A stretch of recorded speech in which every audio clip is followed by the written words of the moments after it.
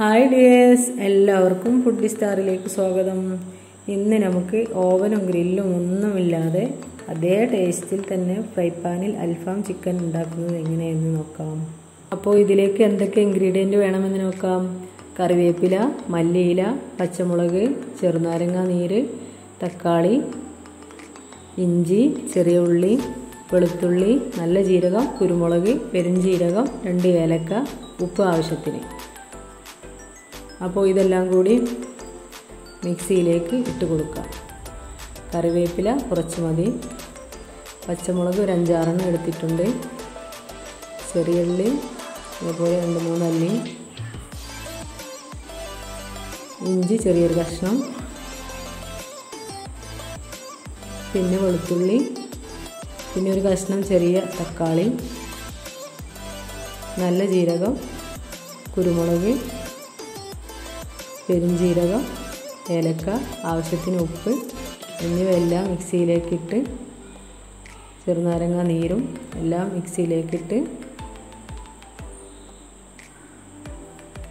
നല്ലവണ്ണം ഒന്ന് അരച്ചെടുക്കണം. ഫൈനായിട്ട് തന്നെ അരച്ചെടുക്കാൻ ശ്രദ്ധിക്കണം.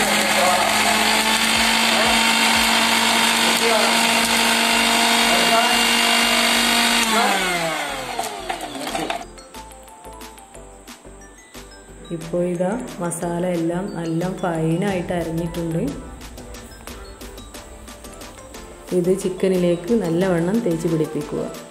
ഞാൻ എടുത്തിട്ടുള്ളത് ചിക്കൻ്റെ ലെഗ് പീസാണ്. അത് നല്ലവണ്ണം വരഞ്ഞാലേ അതിലേക്ക് മസാലകളെല്ലാം നല്ലവണ്ണം ഇറങ്ങി ചെല്ലുകയുള്ളൂ. നല്ലവണ്ണം മിക്സാക്കി 1 മണിക്കൂർ ഫ്രിഡ്ജിൽ റെസ്റ്റ് ചെയ്യാൻ വെക്കണം. ഫ്രീസറിൽ വെക്കരുത്.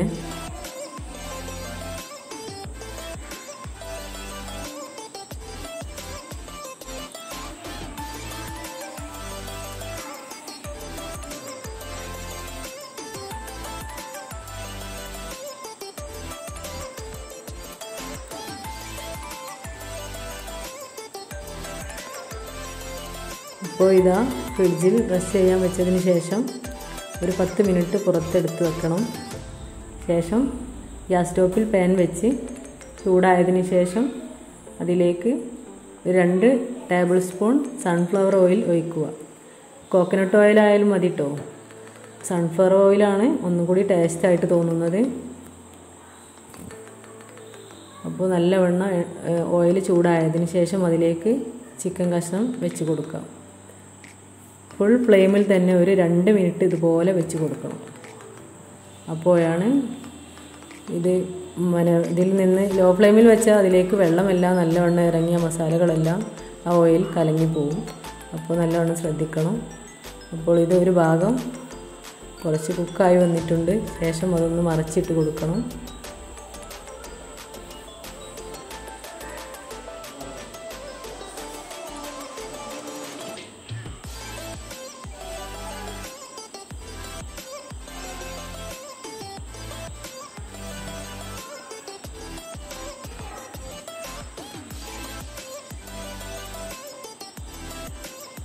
പിന്നെ ഒരു 10 മിനിറ്റ് ലോ ഫ്ലെയിമിൽ ഇതുപോലെ അടച്ച് വെക്കണം.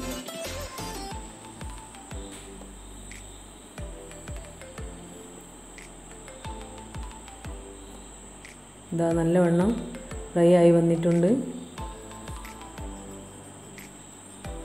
അപ്പോൾ ഇതൊന്ന് 2 ഭാഗം തിരിച്ചും മറിച്ചും ഇട്ട് കൊടുത്ത് നല്ലവണ്ണം മൊരിച്ചെടുക്കണം. പിന്നെ കടയിൽ നിന്ന് വാങ്ങുന്ന അതേ ടേസ്റ്റിലും രുചിയിലുമൊക്കെ ആവണമെന്നുണ്ടെങ്കിൽ ഒന്ന് സ്മോക്ക് ചെയ്തെടുക്കണം. അതിന് വേണ്ടിയിട്ട് ഞാൻ ചിരട്ടക്കണലാണ് എടുത്തിട്ടുള്ളത്. ഇതിന് പകരം ചാർക്കോളായാലും മതി കേട്ടോ. എൻ്റെ അടുത്ത് അതില്ലാത്തത് കൊണ്ട് ഞാൻ ചിരട്ടക്കണലാണ് ഉണ്ടാക്കിയത്. ഇത് പാനിലേക്ക് വെച്ച് കൊടുത്ത് അതിലേക്ക് കുറച്ച് സൺഫ്ലവർ ഓയിൽ ഒഴിച്ച് അപ്പോൾ തന്നെ അടച്ച് വെക്കണം.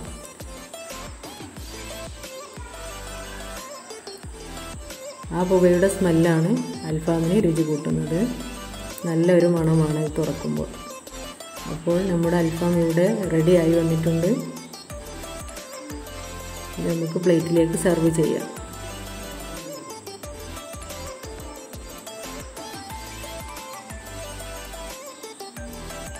അപ്പോൾ നിങ്ങൾ തീർച്ചയായും ഉണ്ടാക്കി നോക്കണം. പിന്നെ ഇതൊന്ന് ഡെക്കറേറ്റ് ചെയ്തെടുക്കണം. ഇത് ചപ്പാത്തിയുടെ കൂടെയും കുബൂസിൻ്റെ കൂടെയും കഴിക്കാൻ നല്ല ടേസ്റ്റാണ്. മയോണൈസും ഉണ്ടെങ്കിൽ നല്ല ടേസ്റ്റാണ്.